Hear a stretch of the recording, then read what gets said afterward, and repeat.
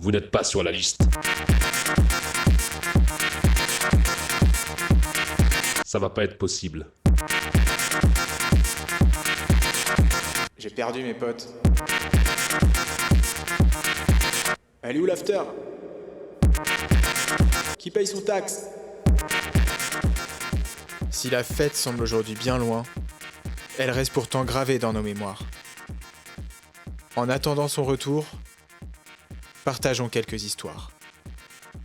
Tympan présente Mémoire de teuf, épisode 1, la blague belge. C'était à la base un samedi prévu pour être plutôt calme. J'arrive chez l'un de mes meilleurs potes à 16h pour boire des coups, discuter, écouter du son. Bref, ce qu'on a l'habitude de faire quand on n'a pas vraiment de programme.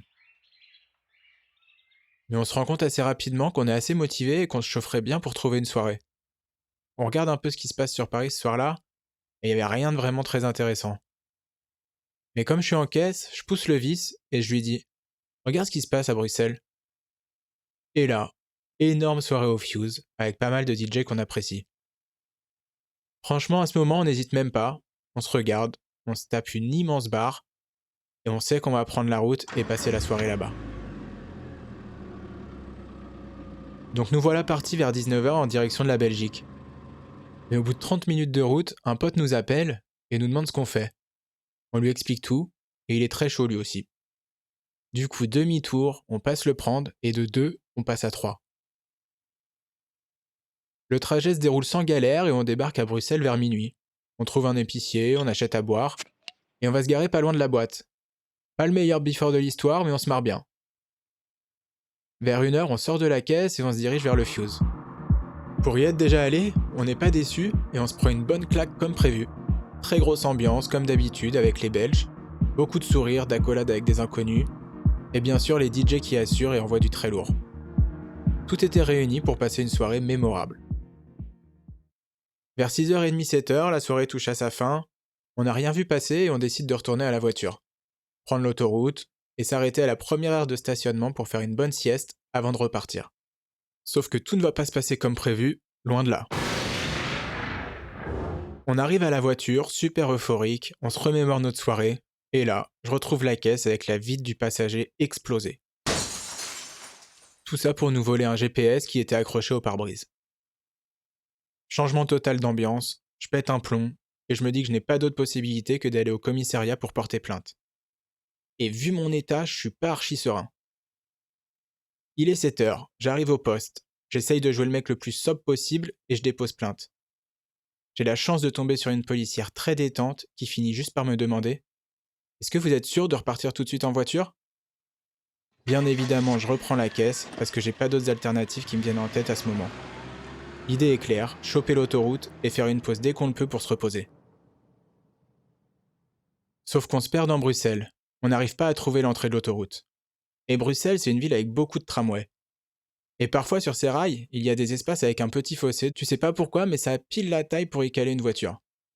Et bien sûr, je fous ma caisse dans ce trou comme un champion. Et pour ne rien arranger, qu'est-ce que je vois 50 mètres devant moi? Une voiture de police. Donc là, c'est la panique. Je vois déjà la scène avec les policiers qui se dirigent vers nous, le contrôle et la garde à vue au poste. Du coup, je dis à un de mes potes de sortir de la voiture pour me guider et que je sorte de ce fossé le plus vite possible. Et là, élan de sobriété et de concentration, j'arrive à me sortir rapidement de cette situation. On finit par trouver l'autoroute et faire une pause bien méritée. On trouve un bout de carton qu'on accroche comme on peut à la place de la vitre brisée et on fait une bonne sieste de 3 heures. Le retour se passe plutôt bien, mis à part qu'on est en plein hiver, qu'on se l'écaille et que mon pote à côté de moi passe le trajet à tenir le carton. Mais ce que je vous ai pas dit, c'est que cette voiture c'est pas la mienne et qu'on me l'a prêtée pour le week-end. La caisse que je dois ramener avec une vitre explosée, c'est celle de la mère de ma copine. Autant dire que plus je me rapproche de Paris, plus le stress monte et je me fais 1000 scénarios dans ma tête. À tout moment, je suis radié de la belle famille. La confrontation approche, je décide de lui passer un coup de fil pour la prévenir de mon arrivée et je lui laisse entendre qu'il y a un léger souci avec la voiture. Arrive le moment où je dois rendre la voiture et franchement, je suis en angoisse totale. Ma belle-mère arrive, Je lui explique ce qui s'est passé. Je m'attends à passer un sale quart d'heure. Et finalement, elle est ultra compréhensive, m'explique qu'elle est assurée et que ce n'est pas bien grave. Donc là, immense soulagement. Avec du recul aujourd'hui, je me dis que j'ai quand même été bien con, mais que je m'en suis bien sorti.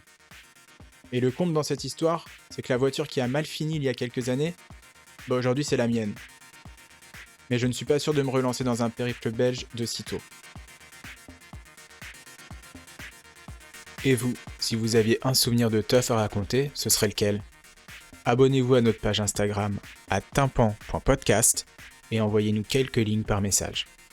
Les plus mémorables seront conviés à notre micro.